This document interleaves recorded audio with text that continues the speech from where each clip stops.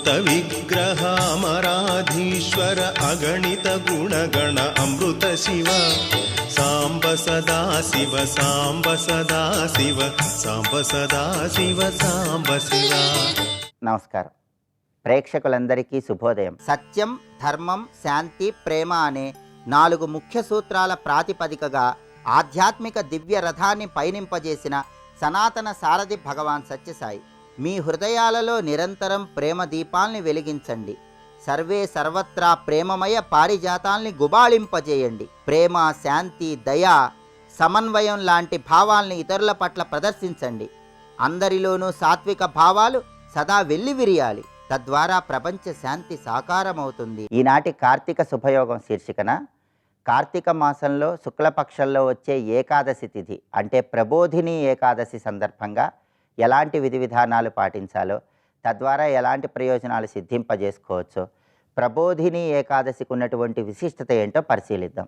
పురాణాల పరంగా కార్తీక శుక్ల ఏకాదశి ప్రబోధిని ఏకాదశికి ఒక ప్రత్యేకమైనటువంటి ప్రాధాన్యతను చెప్పడం జరిగింది. ఆ ప్రాధాన్యతను మనం పరిశీలిస్తే ఒకానొక సమయంలో శంఖాసురుడు అనేటటువంటి రాక్షసుడు దేవతలతో యుద్ధం చేసి దేవతల మీద విజయం సాధిస్తాడు.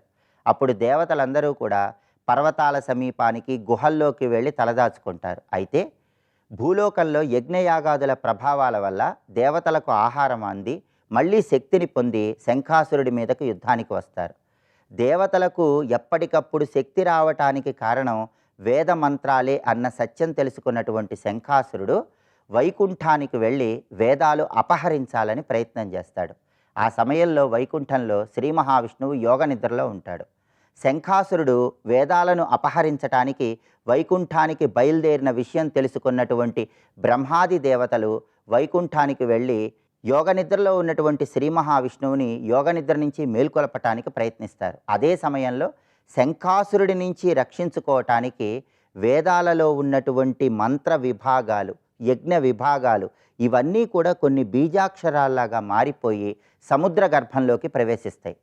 యోగ నిద్రలో ఉన్న శ్రీ మహావిష్ణువు దగ్గర వేదాలు లేకపోవటం చూసి శంఖాసురుడు వేదాలను వెతుక్కుంటూ సముద్ర గర్భంలోకి ప్రవేశిస్తాడు. అయితే సముద్ర గర్భంలో అనేక రకాలైన బీజాక్షరాలుగా మారిపోయి ఉన్నటువంటి ఆ వేద మంత్రాలను శంఖాసురుడు కనిపెట్టలేక తిరిగి వెళ్ళిపోతాడు. అదే సమయంలో యోగ నిద్రలో ఉన్నటువంటి శ్రీమన్నారాయణమూర్తిని బ్రహ్మాది దేవతలు అనేక రకాలైనటువంటి వాయిద్యాలతో, డప్పులతో, భేరీ నాదాలతో యోగ నిద్ర నుంచి మేల్కొల్పుతారు. అలా శ్రీమన్నారాయణమూర్తి యోగ నిద్ర నుంచి మేల్కొన్న రోజు కార్తీక శుక్ల ఏకాదశి. అందుకే దీన్ని ఉత్తాన ఏకాదశి లేదా ప్రబోధిని ఏకాదశి అనే పేరుతో పిలుస్తారు. ఉత్తానం అంటే యోగ నిద్ర నుంచి మేల్కొనటం అని అర్థం. యోగ నిద్ర నుంచి మేల్కొన్న శ్రీమన్నారాయణమూర్తి బ్రహ్మాది దేవతల ద్వారా విషయం తెలుసుకొని శంఖాసురుడనేటటువంటి ఆ రాక్షసుణ్ణి మత్స్య రూపంలో సంహరిస్తాడు. ఆ తర్వాత బదరిక వనానికి వెళ్ళి బదరిక వనంలో ఉన్నటువంటి మహర్షులకి వేద మంత్రాలను సముద్ర గర్భంలోకి ప్రవేశించి తీసుకురమ్మని సెలవిస్తాడు. ఆ తర్వాత ఋషులందరూ కూడా సముద్ర గర్భంలోకి వెళ్ళి బీజాక్షరాలుగా మారిపోయినటువంటి ఆ వేద మంత్రాలన్నీ కలిపి తీసుకొని వచ్చి శ్రీమన్నారాయణమూర్తికి అప్పగిస్తారు. ఆ తర్వాత శ్రీమన్నారాయణమూర్తి దామోదరుడుగా బృందావనానికి వెళ్ళి తులసిమాతను వివాహం చేసుకున్నాడని మనకు పురాణాల్లో ప్రామాణికంగా చెప్పడం జరిగింది. ఇలా దేవతలందరూ కూడా యోగ నిద్రలో ఉన్న శ్రీ మహావిష్ణువుని యోగ నిద్ర నుంచి మేల్కొల్పిన తర్వాత విష్ణుమూర్తి దేవతలందరితో ఈరోజు నేను యోగ నిద్ర నుంచి మేల్కొన్న రోజు కాబట్టి ఎవరైతే ఈరోజు నాకు సంబంధించినటువంటి స్తోత్రాలు పారాయణ చేస్తారో, భేరీ నాదాలతో నా ప్రియం కోసం రకరకాల విధి విధానాలను పాటిస్తారో వాళ్ళని అనుగ్రహిస్తానని దేవతలందరితో పలుకుతాడు. అందుకే విష్ణుమూర్తి పరిపూర్ణమైన అనుగ్రహం కలగటానికి ఈరోజు విష్ణువు ప్రీతి కోసం శంఖధ్వని చేయాలి, భేరీ నాదం చేయాలి, మృదంగ వాయిద్యాలు విష్ణుమూర్తికి వినిపించాలి. ఇవన్నీ చేయలేకపోయినా ధర్మశాస్త్రంలో చెప్పబడిన ఒక శ్లోకం చదువుకున్న విష్ణు కృపకు సులభంగా పాత్రలు కావచ్చు. ఆ శ్లోకం ఏంటంటే ఉత్తిష్టోత్తిష్ట గోవింద త్యజ నిద్రాం జగత్పతే త్వయి సుప్తే జగన్నాథ జగత్సుప్తం భవేదిదం ఉత్తిష్టోత్తిష్ట వారాహ దంష్టోద్ధృత వసుంధర హిరణ్యాక్ష ప్రాణఘాతిన్ త్రైలోక్యం మంగళం కురు. ఇది ధర్మశాస్త్రంలో చెప్పిన శ్లోకం. ఈ శ్లోకంలో ఉన్న అర్థాన్ని పరిశీలిస్తే ఉత్తిష్టోత్తిష్ట గోవింద త్యజ నిద్రాం జగత్పతే, యోగ నిద్రలో ఉన్నటువంటి శ్రీమన్నారాయణమూర్తి యోగ నిద్ర నుంచి మేలుకో, త్వయి సుప్తే జగన్నాథ జగత్సుప్తం భవేదిదం, నీవు నిద్రిస్తే జగత్తు నిద్రిస్తుంది, నీవు మేల్కొంటే జగత్తు మేల్కొంటుంది. ఉత్తిష్టోత్తిష్ట వారాహ దంష్ట్రోద్ధృత వసుంధర హిరణ్యాక్ష ప్రాణఘాతిని త్రైలోక్యం మంగళం కురు.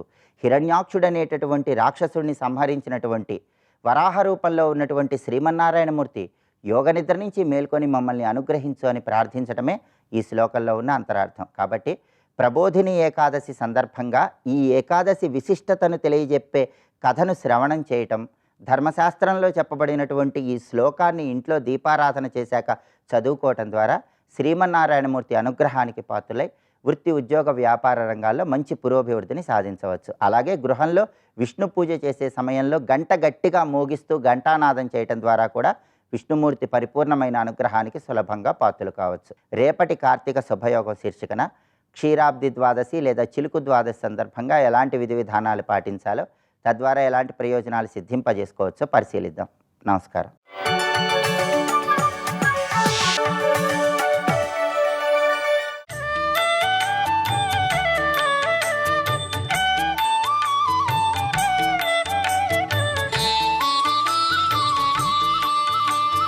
శ్రీకారంతో గ్రంథరచన చేయడం అనేది తెలుగువారు మాత్రమే చేస్తారు. అది ఒకటి ప్రత్యేకత. వాళ్ళు శ్రీతో చెప్పడం, అందుకే శ్రీవాణి గిరిజాశ్చరాయ దదతో అని సంస్కృతంలో నన్నయ్య గారు ప్రారంభించారు. శ్రీ కైవల్య పదంబు చేరుటుకునై అన్నారు పోతన గారు. శ్రీ చెప్పడం మన యొక్క శ్రీ మంజూషిక భక్త రక్షణలా శ్రీచించమంటారు విశ్వనాథ వారు. అది శ్రీకారం మనకి మన సంప్రదాయం. అందుకే మహానుభావుడు శ్రీ పార్వతీ సుకుచ కుంకుమ రాజమాన వక్షస్థలాంచితమమే గుణ ప్రపంచం. ఇక్కడ ఈ మాట చూస్తే ముందు మామూలు అర్థం చూద్దాం.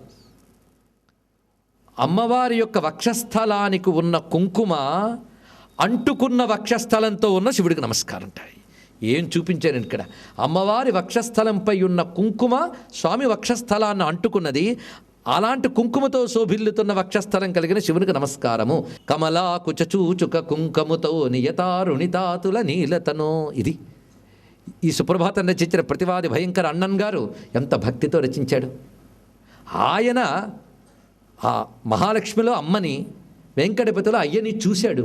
అసలు దేవత పట్ల ఎటువంటి భావం ఉండాలనేటువంటిది ఎవడికి తెలుస్తుంది? ఒక ఉపాసకుడికి తెలుస్తుంది, ఒక భక్తుడికి తెలుస్తుంది, ఒక లోతైన వేదాంతికి తెలుస్తుంది. సామాన్యుకి ఎలా తెలుస్తుంది? ఊరికిని రచించారా? ఈ కమలాకుచ చూచుక కుంకుమతో అనేది ప్రతివాద భయంకర అన్నన్ గారి భావం మాత్రమే కాదు. పురాణ వాంగ్మయంలోకి వెళ్ళండి. ఇప్పుడు ఇక్కడ చెప్పినది కూడా పార్వతీదేవి వక్షస్థలంలో ఉన్న కుంకుమ అంటుకున్నది అంటే అర్థం ఏమిటి? తల్లి యొక్క వక్షస్థలాన్ని పిల్లవాడు ఆకలి తీర్చే అమృత స్వరూపంగానే దర్శిస్తాడు. వాడి దృష్టి, ఆ దృష్టి కావాలి. తల్లి తలంచుకుంటే తండ్రి, ఈ తల్లి వక్షస్థలంలోంచి నన్ను పోషించే అమృతరూప స్తన్యం వచ్చిందంటే ఆ తండ్రే కారణం కదా. అందుకు ఇద్దరిని కలిపి నమస్కరించుకోగలగాలి. ఈ దృష్టి ఎవరికి అర్థమవుతున్నది? శుద్ధ చిత్తం ఉండాలండి. శుద్ధమైన చిత్తం, నిష్కపటమైన భక్తి అది ఉంటే ఆ పద్యంలో భగవంతుడు కనబడతాడు, భగవద్ అనుభూతి కనబడుతుంది. ఈ శ్లోకం ఈ రచించిన దానికి అసలు మూలం వ్యాసుడు ఈ భావాన్ని ఇచ్చాడు. వేద వ్యాసులు ఇచ్చారు. ఎందుకంటే ఈయన ప్రతి దానికి మూలం ఉంటుంది. ఒకటి మూలశుద్ధి లేకుండా చెప్పడం అంటే ఈయన యొక్క భావుకత శాస్త్రబద్ధంగా ఉంటుంది. అందుకే ఋషి. దీనికి సరిగ్గా మూల శ్లోకం శివపురాణంలో వ్యాసుడు చెప్తున్నాడు. నమః సమస్త సంసార చక్ర భ్రమణ హేతవే గౌరీ కుచతట ద్వంద్వ కుంకుమాంకిత వక్షసే. ఇది గొప్ప శ్లోకం అండి. ఎవరు రచించారు? వ్యాస భగవానుడు. అందుకు ఏమన్నారు చూడండి. నమః సమస్త సంసార చక్ర భ్రమణ హేతవే. సంసారం అంటే ప్రపంచం. ఈ ప్రపంచ చక్రమంతా తిరగడానికి కారణమైన శివునికి నమస్కారము. మరి ప్రపంచ చక్రమంతా తిప్పుతున్న తండ్రి ఆయనైతే మరి తల్లి ఆయన శక్తి. ఆయన శక్తి ఆయనకు దూరంగా ఉన్నదా? వారిద్దరి యొక్క ఐక్యం ఎలా చూపిస్తున్నారంటే గౌరీ కుచతట ద్వంద్వ కుంకుమాంకిత వక్షసే. ఆ మాట ఇక్కడ శ్రీ పార్వతీ సుకుచ కుంకుమ రాజమాన వక్షస్థలాంచితమమేయ గుణ ప్రపంచం. అక్కడ ప్రపంచ శబ్దం కూడా అలాగే వాడారు చూడండి. సమస్త సంసార చక్ర భ్రమణయేతవే. అక్కడ సంసారం ఏంటి, ఇక్కడ ప్రపంచం. అది అందులో భావాన్ని పరిశీలిద్దాం. అమ్మవారి యొక్క వక్షస్థలము అన్నప్పుడు అది సర్వ జగత్తుని పోషించే సూర్యచంద్రాత్మకమైన స్వరూపము. ఈ సూర్యచంద్రులే అమ్మవారి యొక్క వక్షస్థలమని వేదం చెప్తున్నది. అదే భగవంతుడి గురించి మాట్లాడాలంటే, రూపం గురించి మాట్లాడాలి అంటే వేదశాస్త్రం పునాదిగా తీసుకుని మాట్లాడాలి. కానీ మనం మామూలుగా చూసే రూపశాస్త్రం చూసుకుని మాట్లాడడం కాదు, వేదశాస్త్రం తీసుకుని మాట్లాడాలి. ఎందుకంటే దేవతా స్వరూపం మంత్రమయం, మాంసమయం కాదు. మాంసమయ శరీరాలు మనవి, మంత్రమయ శరీరాలు దేవతలవి. అందుకే దేవతా స్వరూపం మంత్రమయం, సకల విశ్వశక్తిమయం. అమ్మవారు ఎవరు? వీరారాజ్య విరాట్ రూప విరజా విశ్వతోముఖి. ఆవిడ విశ్వవిగ్రహ. విశ్వవిగ్రహం అయినప్పుడు ఈ జగత్తుని పోషించడానికి ప్రాణశక్తి సూర్యచంద్రుల్లోంచి ఇస్తూ ఉన్నది ఆ తల్లి. అందుకే ఆ సూర్యచంద్రులు అమ్మవారికి నయనములుగా, చెవులకి తాటంకములుగా, వక్షస్థలములుగా ఉంటారని వైదికీ శృతి అన్నారు. ఇక్కడ వైదికీ శృతి అది భావించగలగాలి. జగత్తుని పోషించే అమృత శక్తి అది. పైగా వక్షస్థలం అంటే ఏ స్థానం? హృదయ స్థానం. ప్రేమ ఎప్పుడు హృదయంలోంచి వస్తుంది. అమ్మవారి హృదయంలో ఉన్న ప్రేమకు రంగు చెప్పారండి మన పెద్దవాళ్ళు. రంగు ఎరుపు. ప్రేమ రంగు ఎరుపు మన శాస్త్ర ప్రకారంగా. అందుకు ప్రేమ రంగు ఎరుపు. అందుకే ఎరుపుకి రాగము, రక్తి అని పేరున్నది. రక్తి, అనురక్తి, అనురాగము అంటే ఎరుపు అనే అర్థం. ప్రేమకి రాగం అంటాం, ఎరుపుకి రాగం అంటాం. ప్రేమకి సంకేతం ఎరుపు, ఇది తెలిసింది కదా. ఇప్పుడు వక్షస్థలం అనేది భావాలకి స్థానం, ఒప్పుకుంటాం కదా. అమ్మవారి వక్షస్థలంలో ఉన్నటువంటి కుంకుమ అంటే అర్థం ఏంటి? అమ్మవారి హృదయం నుంచి బహిర్గతమైన ప్రేమ. ఆమె ప్రేమ ఎవరిది? కామేశ్వర ప్రేమరత్న మణి ప్రతిపణస్తని. రండి, అక్కడికప్పుడు అర్థమవుతుంది. స్వామి తన హృదయంలో ప్రేమనిస్తే నువ్విచ్చిన ప్రేమకి రెండింతల ప్రేమ ఇస్తానని చెప్పి ఆమె వక్షస్థలం ప్రకాశిస్తున్నది అని వశిన్యాది వాగ్దేవత లలితా సహస్రనామాల్లో వర్ణించారా లేదా? అంటే అమ్మవారి హృదయంలో ఉన్న ప్రేమయే, పిల్లవాడిని పోషించాలనే ప్రేమే వక్షస్థలం నుంచి స్తన్యంగా జాలువరుతుంది. తన పతికి బహిర్గతపరచాలనేటువంటి ప్రేమయే ఆ వక్షస్థల కుంకుమగా మారి ఆయన వక్షస్థలాన్ని చేరుతున్నది. అంటే అర్థం ఏంటి? అమ్మ హృదయంలో ఉన్న ప్రేమ అయ్యవారి హృదయంలో ఐక్యమయ్యింది అనే భావం ఇందులో చూపిస్తున్నారు. ఆ ప్రేమయే కుంకుమ. కుంకుమ అంటే ఎర్రని వర్ణము. ఇది తెలిస్తే మనకి ఆ పద్మావతి వెంకటేశ్వరులు అర్థమవుతారు, ఈ పార్వతీ పరమేశ్వరులు అర్థమవుతారు, మొత్తం భారతీయ సంస్కృతి ఔన్నత్యం అర్థమవుతుంది. ఇది గుర్తుపెట్టుకోండి. అందుకు అమ్మ హృదయంలో ఉన్నటువంటి శివభక్తి, ఆమె ఎప్పుడు శివప్రేమ. అందుకే శివప్రియ, శివపర, శిష్టేష్ట, శిష్టపూజిత అని చెప్తున్నామా లేదా? సదాశివ పతివ్రత నిజభర్తృముఖాంభోజ చింతనాయ నమో నమః లలితాష్టోత్తర శతనామాల్లో అంటున్నాం. శివవ్రత, శివపరాయణ అయిన ఆ తల్లి యొక్క హృదయంలో ఉన్న రాగము ఆ కుంకుమగా ఉంటే ఆ హృదయంలో ఉన్న రాగము ఆయన హృదయంలో చేరినది. ఆమె ప్రేమను చక్కగా ఆయన స్వీకరించాడు. అందుకే దంపతుల మధ్య ప్రేమ ఒకవైపు నుంచి ఉండడం కాదు, ఇద్దరి వైపు నుంచి ఉండాలి. స్వస్తి.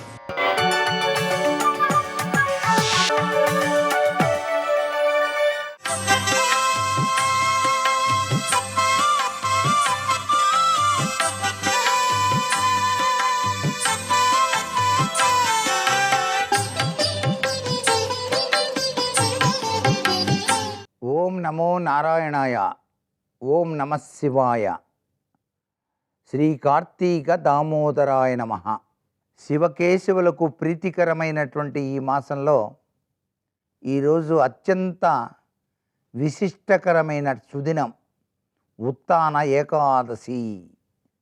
ఎందుచేతంటే ఆషాఢ శుద్ధ ఏకాదశి నాడు ఆయన శయనించాడు విష్ణుమూర్తి.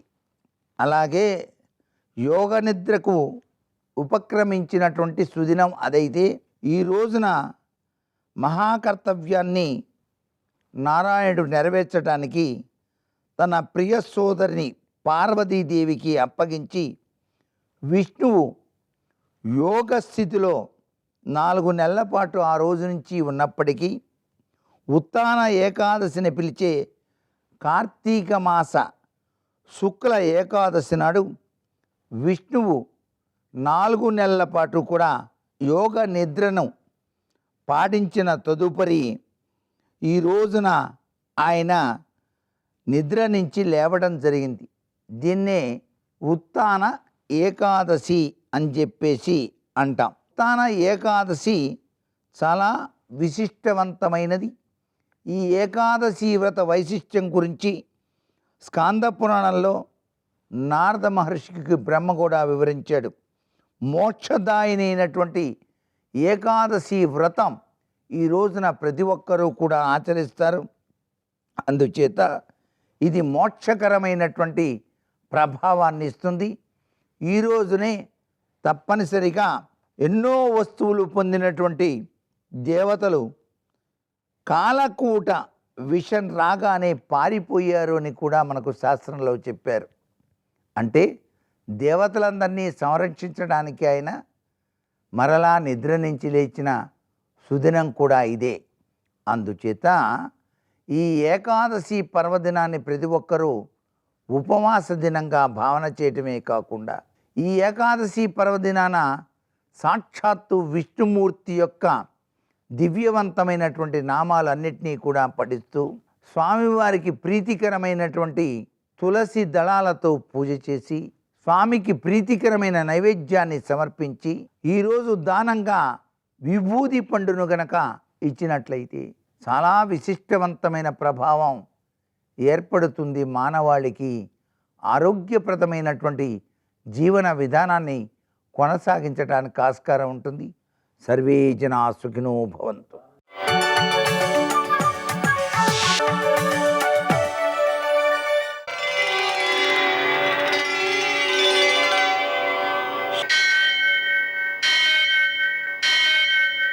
सहस्रशीर्षं देवं विश्वाक्षं विश्वशम्भुवं विश्वं नारायणं देवमक्षरं परमं पदं विश्वतः परमां नित्यं विश्वं नारायणगुं हरिं विश्वमेवेदं पुरुषस्तद्विश्वमुपजीवति पतिं विश्वस्यात्मेश्वरं शाश्वतं शिवमच्युतं नारायणं महाज्ञेयं विश्वात्मानं परायणम्.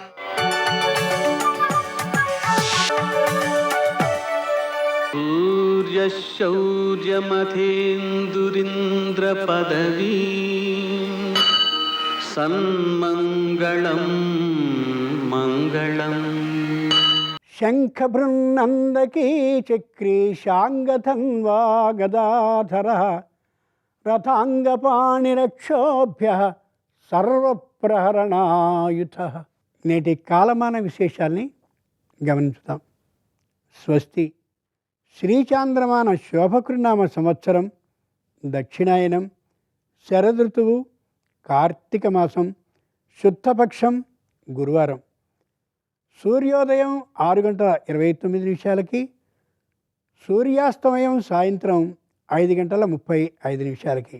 తిథి ఏకాదశి ఉదయం 9:02 వరకు, నక్షత్రం ఉత్తరాభాద్ర సాయంత్రం 5:16 వరకు, వర్జ్యం తెల్లవారుజామున 4:38 నుండి 6:09 వరకు, దుర్ముహూర్తం ఉదయం 10:11 నుండి 10:55 వరకు, మళ్ళీ మధ్యాహ్నం 2:37 నుండి 3:22 వరకు.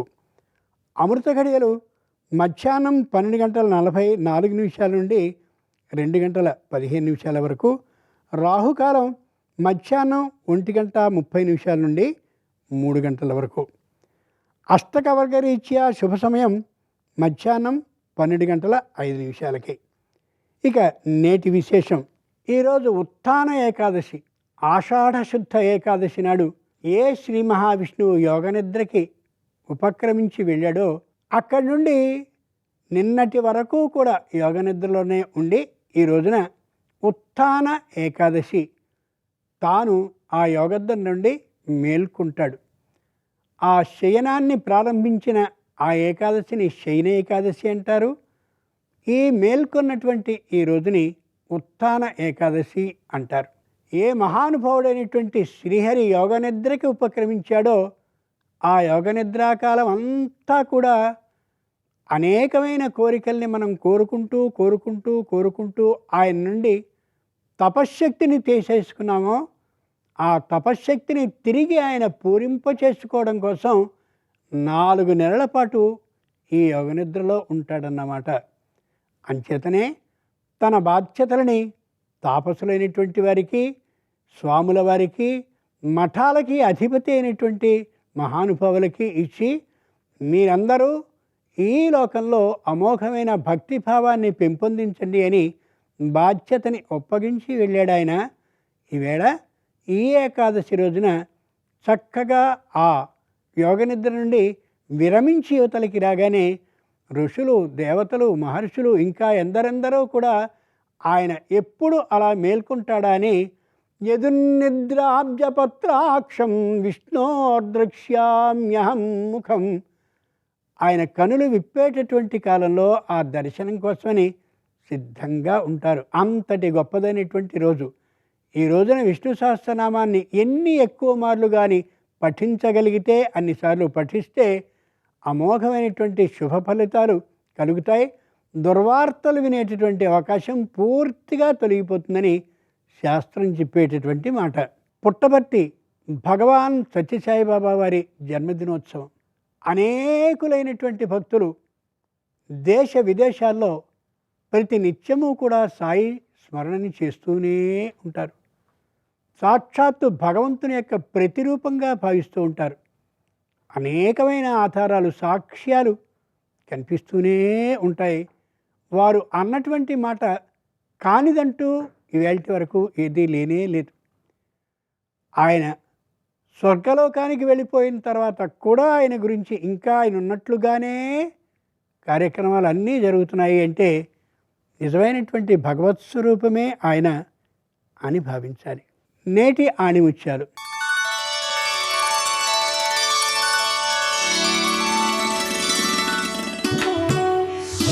నమ్మకమైన, గౌరవమైన, ప్రాణమైన ఒక్కసారి పోతే మళ్ళీ తిరిగి రావు.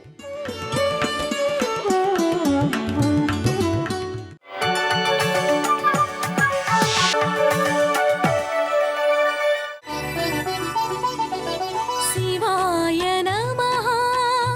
ఓం భవాయ నమః. రుద్రాయ నమః. ఓం ఉగ్రాయ నమః.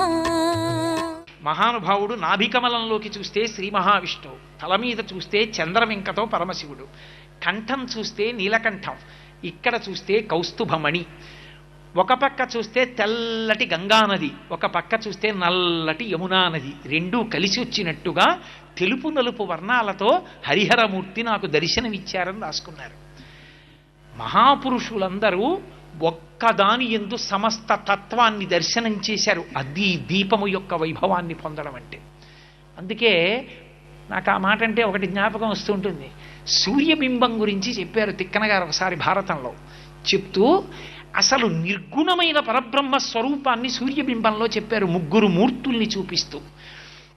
నీరజాకరములు నిష్టయై చేసిన భవ్యతపంబు ఫలమనంగా దినసముఖాకి నందిత చక్రయుగ్మకంబుల ఎనురాగంబు బ్రోవనంగా హరిహర బ్రహ్మ మహానుభావంబులొక్కటింగాగ గరగిన గట్టియనగా అతుల వేదత్రయలతికాచయము పెనుబొందన్ పుట్టెడు మూలకందమనగా అఖిల జగముల కందెర ఎగుచు జనసమాజ కరపుట హృదయ సరోజములకు ముకుళనంబును జృంభణంబును నర్చి భానుబింబంబు పూర్వాద్రిపై వెలింగే అన్నాడైన.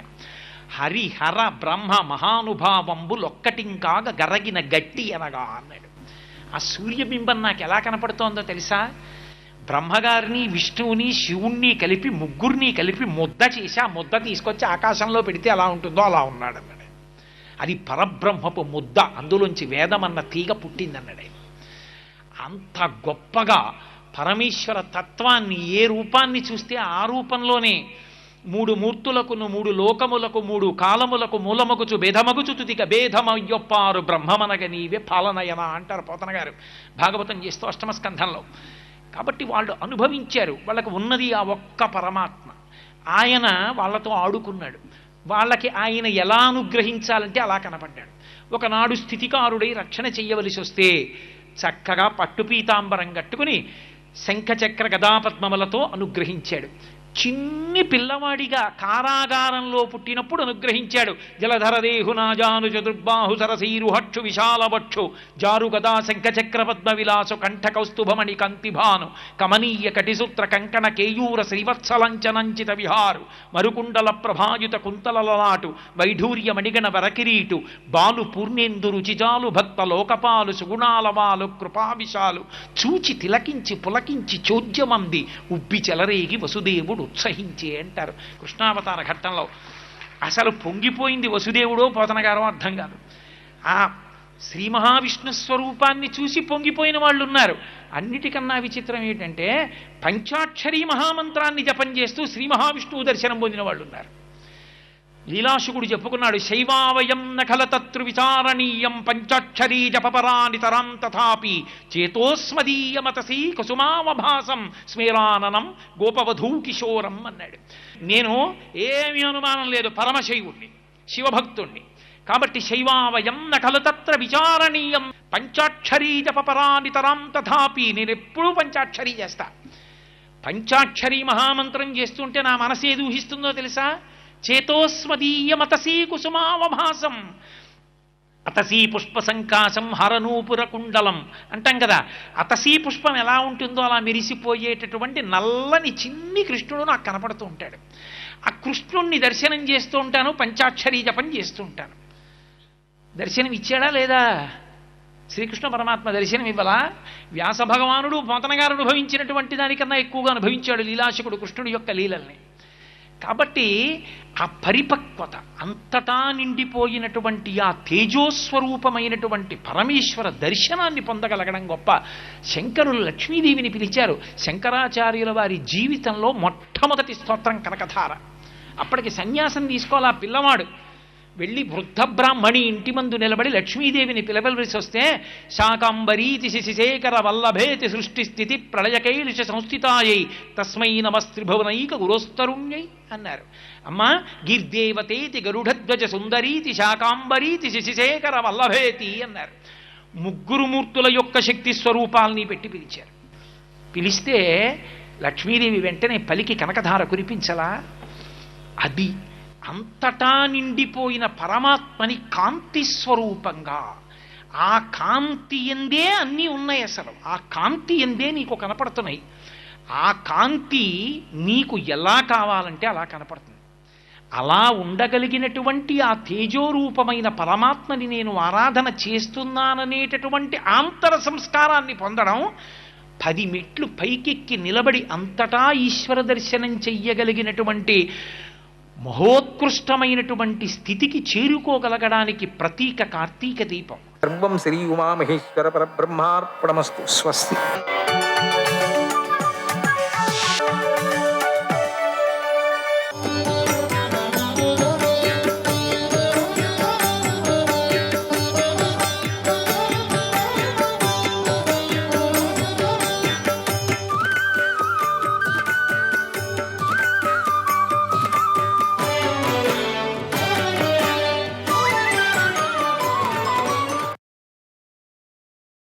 శ్రీకృష్ణునికి గీతాపాఠంతో కలిగేంత సంతోషము వేదపారాయణులతోనూ దానాలతోనూ యజ్ఞతీర్థ వ్రతాదులతోనూ కలగదు.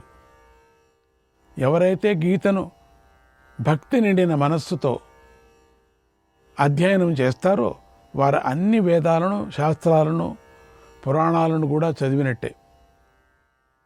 యోగుల నివాస స్థానంలోనూ, సిద్ధపీఠంలోనూ, గొప్ప సభలలోనూ, యజ్ఞాలలోనూ, విష్ణు భక్తుడి సన్నిధిలోనూ గీతను చదివితే సద్గతి కలుగుతుంది. భగవద్గీతను చదవటము, వినటము అనేవి ప్రతిరోజు ఆచరించేవాడు ఆయా ఋతువులలో చేయవలసిన అశ్వమేధాది యాగాలను సదక్షిణంగా చేసిన ఫలాన్ని పొందుతాడు. ఇంకా ఇంతకన్నా ఇంకేముంది? గీతను విన్నా, గీతార్థాన్ని తెలుసుకొని చెప్పినా యజ్ఞఫలం లభిస్తుంది. భగవద్గీతను వినిపించిన వాడు బ్రహ్మపదాన్ని పొందుతాడు. భగవద్గీత పుస్తకాన్ని ప్రతిరోజు సావధానంగా భక్తిభావంతో యథావిధిగా అర్చించిన వాడి పుణ్యఫలాన్ని గురించి చెబుతాను విను. వారికి సమస్త యజ్ఞాలు చేసి భూమినంతా దానం చేసిన ఫలం లభిస్తుంది, చేసినటువంటి ఫలం లభిస్తుందట. భగవద్గీతను పూజించిన వారు అన్ని తీర్థయాత్రలు చేసిన పుణ్యఫలాన్ని పొందుతారు. వారికి సమస్త దాన ఫలము లభిస్తుంది. భగవద్గీత వినిపించే ప్రదేశంలో భూత ప్రేత పిశాచాదులు ప్రవేశించలేవు. దొంగల వలన కలిగిన విపరీతమైన దుఃఖము, శత్రువుల వలన కలిగిన బాధ అన్నీ కూడా భగవద్గీత పారాయణ వలన తొలగిపోతాయి. గీతా పుస్తకము అర్చించబడుతున్నటువంటి గృహంలోకి ఏ దుష్టశక్తులు ప్రవేశించలేవు. తాపత్రయాల వల్ల కలిగే పీడ, వ్యాధుల వల్ల కలిగే భయము గీతా పూజలు జరిగే ఇంట్లో ఉండవు. గీతను పూజించినా పఠించినా పాపాలు శాపాలు ఉపశమిస్తాయి. వాళ్ళకి దుర్గతి కలగదు ఆ ఇంట్లో. దేహోర్ములు అనబడే పై 6 గీతా పాఠకుడిని బాధించలేవు. అంటే శరీరంలో ఇంట్లో చాలా ప్రాబ్లమ్స్ ఉన్నాయి, చాలా తాపత్రయాలు, అవన్నీ ఖండితంగా పీడించవు. గీతాపారాయణ వల్ల పరమేశ్వరుని యందు అచంచలమైనటువంటి భక్తి కలుగుతుంది. గీతా పుస్తకానికి, గీతాచార్యుడికి నమస్కరించిన భక్తి యోగం కలుగుతుంది. ప్రారబ్ధాన్ని అనుభవిస్తున్నప్పటికీ భగవద్గీతను అభ్యసించటంలో ప్రీతి గలవాడు ముక్తుడే అవుతున్నాడు, సుఖంగా జీవించగలుగుతున్నాడు. లోకంలో కర్మలకు తగలుకోకుండా ఉంటున్నాడు అని చెప్తున్నారు ఇక్కడ. గీతాధ్యయనం చేసేవాడు మహాపాపాది పాపాలను చేయకుండా ఉండగలుగుతున్నాడు కూడా. పూర్వం చేసిన పాపాలను కడిగి వేసుకుంటున్నాడు. అతడికి పాపస్పర్శ అనేదే ఉండదు. ఎవరు గీతాభ్యాసం చేస్తున్నారో వాళ్ళకి ముందుకు పాపం చేయరు వాళ్ళు. అంత శక్తి దాంట్లో ఉంది. అతడు తామరాకుపై నీటి బిందువులాగా లోకంలో జీవిస్తున్నాడు. అనాచారం వల్ల కలిగిన పాపము, ఆడగూడని మాటలు ఆడినందువల్ల కలిగిన పాపము, తినగూడనది తిన్న పాపము, తగలగూడదానిది తగిలిన పాపము, ఇలా తెలిసి తెలియక చేసిన సమస్త ఇంద్రియముల పాపం కూడా గీతాపాఠంతో నశిస్తుంది. గీతను చదివే వారికి దానం పుచ్చుకున్న దోషం కూడా పోతుంది.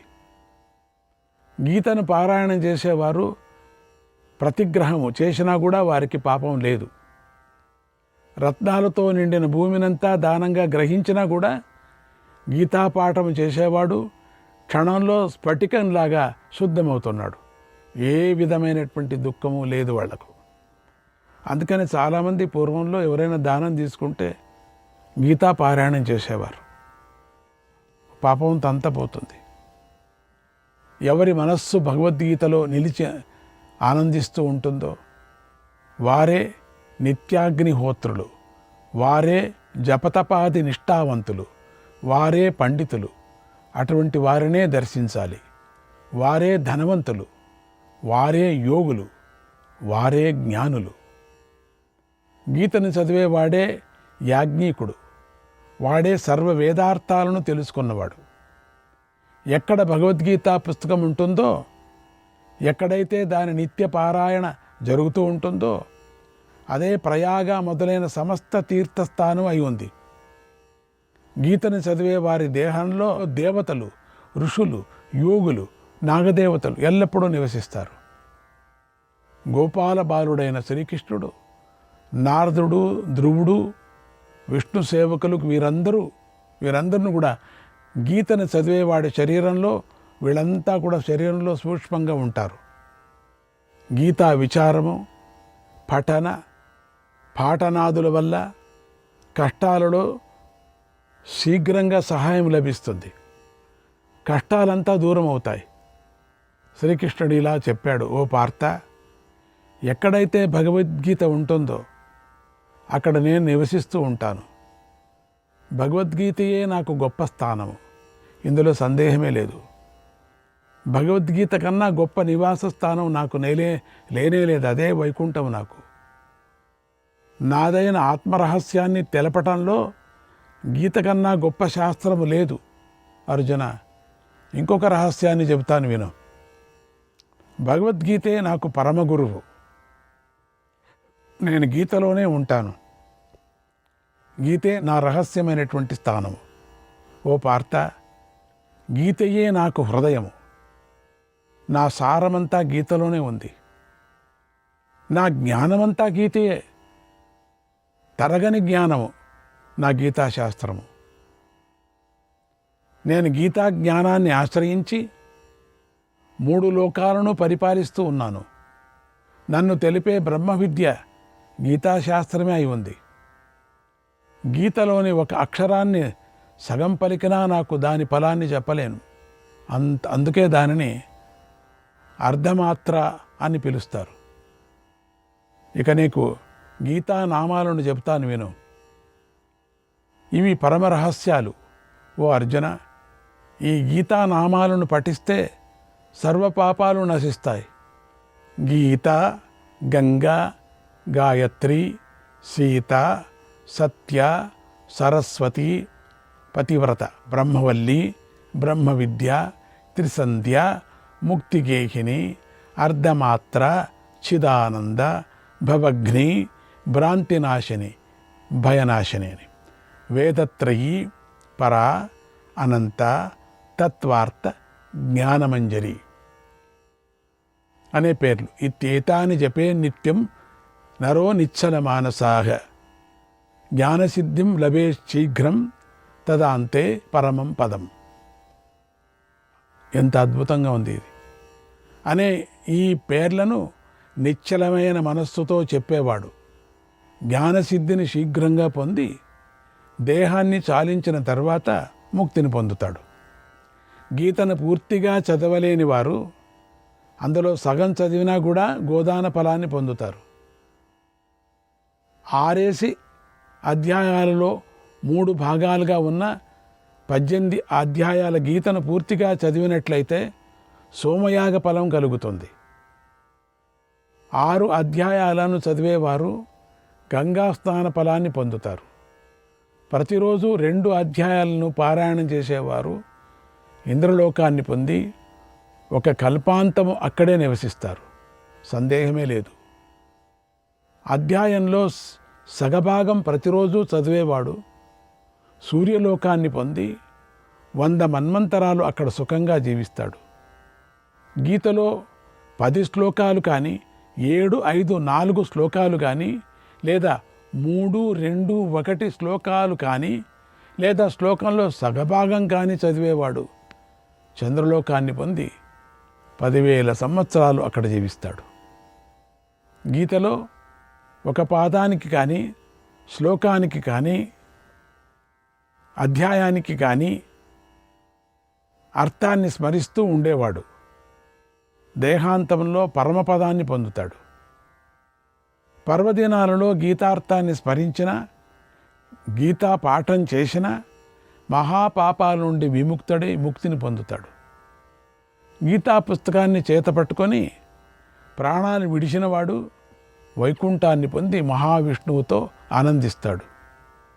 పూర్వకాలంలో అందరూ తమ సంచులలో భగవద్గీత పుస్తకాన్ని కలిగి ఉండేవారు. అందరూ వాళ్ళు పెట్టుకునేవారు పూర్వకాలంలో. ఏంటి బ్యాగు? ఇప్పుడు కూడా ఉత్తరప్రదేశంలో ప్రతి వాడికి ఒక బ్యాగ్ ఉంటుంది, చిన్నది ఒక బ్యాగ్ ఇట్లా వేసుకో ఉంటారు. ఆ బ్యాగులో గీతా పుస్తకం ఉంటుంది. గీతను చదువుతూ అమృతత్వాన్ని పొందుతారు. మనిషి పుట్టినవాడు గీతాభ్యాసం చేసే తీరాలి. దానివల్ల ఉత్తమమైన ముక్తి లభిస్తుంది. గీత అని పలుకుతూ మరణించిన వాడు ఉత్తమ గతిని పొందుతాడు. అందుకే పిల్లలకి గీతా గీత అని పేరన్నా పెట్టుకో పోని. అట్లన్నా నువ్వు గీతా ఎక్కడున్నావు గీతా గీతా అని మరణించు, నీకు ఉత్తమ గతి పొందుతావు. శాస్త్రాలు చెప్పిన ఉత్తమ కర్మల ఫలము గీతా పాఠంతో లభిస్తుంది. గీతా పాఠకుడు నిర్దోషుడై పూర్ణత్వాన్ని పొందుతాడు. శ్రాద్ధాకాలంలో పితృదేవతలను ఉద్దేశించి గీతాపాఠం చేయటం వల్ల పితృదేవతలు చాలా సంతోషిస్తారు. వారికి స్వర్గప్రాప్తి కలుగుతుంది. శ్రాద్ధాకాలంలో గీతాపాఠం చేస్తే పితృదేవతలు తృప్తి చెందుతారు. శ్రాద్ధంలో గీతాపాఠం చేసిన సంతానాన్ని పితృదేవతలు బాగా ఆశీర్వదించి పితృలోకానికి వెళతారు. గోదానంతో పాటుగా గీతా పుస్తకాన్ని పండితుడికి దానం చేస్తే కృతార్థుడవుతాడు. స్వర్ణంతో పాటుగా గీతా పుస్తకాన్ని శుద్ధమైన మనస్సుతో విద్వాంసుడైన బ్రాహ్మణుడికి దానం చేస్తే పునర్జన్మ ఉండదు. కామబాధలు తొలగిపోతాయి. ఆశలు 100 గీతా పుస్తకాలను దానం చేస్తే బ్రహ్మలోకం కలుగుతుంది. దాదాపు పునర్జన్మ ఉండదు. గీతాదాన ప్రభావంతో 7 కల్పాలు విష్ణులోకంలో విష్ణువుతో ఆనందంగా జీవించవచ్చు. గీతార్థాన్ని బాగా వినిన, పుస్తకాన్ని దానం చేసిన వారి విషయంలో భగవంతుడు ఆనందించి మనోరథాలను ఈడేరుస్తాడు. చతుర్వర్ణాలలో మనిషిగా పుట్టినవాడు ఎవడైనా సరే గీతను చదవకుండా వినకుండా ఉన్నట్లయితే వాడు అమృత స్వరూపిణి అయినటువంటి గీతను చేతి నుండి జార విడుచుకొని విషాన్ని పట్టుకుంటున్నాడు. అంటే గీతామృతాన్ని తాగి మోక్షాన్ని పొంది సుఖంగా ఉండాలి. సంసార దుఃఖంలో నలిగిపోతున్న వారు గీతా జ్ఞానాన్ని వింటే అమృతం వంటి సుఖం కలుగుతుంది. హరిధామమైన వైకుంఠాన్ని వారు పొందుతారు. జనకుడు మొదలైన మహారాజులెందరూ గీతను ఆశ్రయించి సమస్త దోషాలను పోగొట్టుకున్న వారే ముక్తిని పొందారు. అన్ని జ్ఞానాల్లోకి గీతా యజ్ఞము చాలా గొప్పది. ఇది బ్రహ్మస్వరూపమైనది. దీని విషయంలో అసూయ చెందిన, గీతను నిందించిన సృష్టి అంతం వరకు నరకాన్ని అనుభవించవలసి వస్తుంది.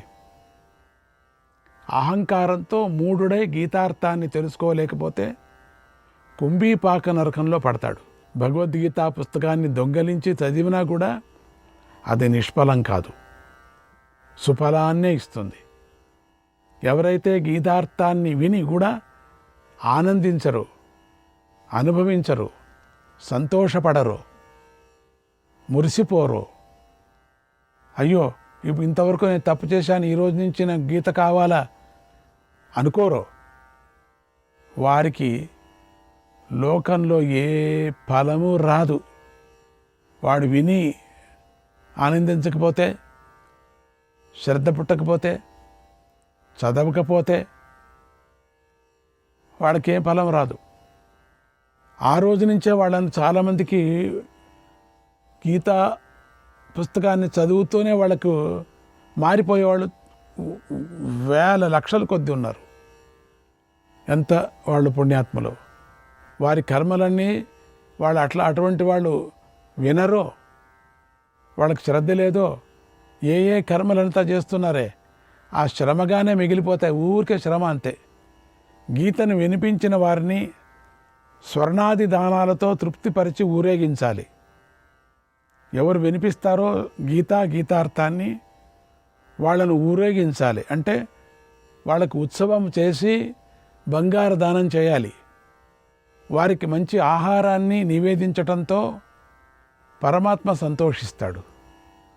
భగవద్గీతను నేర్పే వారిని భక్తిగా పూజించి ధన కనక వస్తు వాహనాదులతో సత్కరించాలి. అలా చేయటంతో భగవంతుడైన శ్రీహరి సంతోషిస్తాడు. భగవద్గీత యొక్క ఈ మహాత్మ్యాన్ని శ్రీకృష్ణుడు చాలా పూర్వమే చెప్పాడు.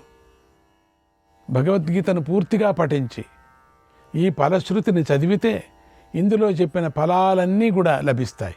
ఈ గీతా మహాత్మ్యంతో పాటుగా ఒకవేళ చదివినట్లయితే, దినము చదివినట్లయితే, గీతా పాఠం అంతా అయిన తర్వాత చదవాలి. దీన్ని గీతా పారాయణము ఫలాలు ఇస్తుంది, ఖండితం ఫలాలు ఇస్తుంది.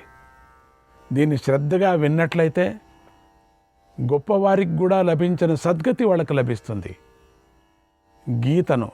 గీతా మహాత్మ్యాన్ని చదివిన విన్న గొప్ప పుణ్యఫలం కలుగుతుంది. ఇష్టకామ్యార్థ సిద్ధి చేకూరుతుంది. ఇది శ్రీమద్భగవద్గీత మహాత్మ్యము అని చెప్తున్నారు. శ్రీకృష్ణాయ పరమాత్మనే నమః.